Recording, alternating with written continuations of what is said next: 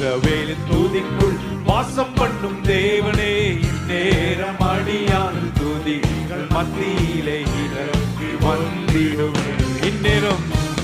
இந்நேரம் அடியாவின் துதிகள் மத்தியிலே. நல்ல உற்சாக கரங்களை தட்டி பாடுவோம். வாசல்களில் துதியோடும் பிரகாரத்தில் புகழ்ச்சியோடும், வாசல்களில் துதியோடும் பிரகாரத்தில் புகழ்ச்சியோடும் துதித்திடவே பிரவேசித்தோம். நாமத்தை ஒருமித்துவே உயர்த்தியே போற்றுகிறோம், உயர்த்தியே போற்றுகிறோம், உயர்த்தியே போற்றுகிறோம், உயர்த்தியே போற்றுகிறோம்.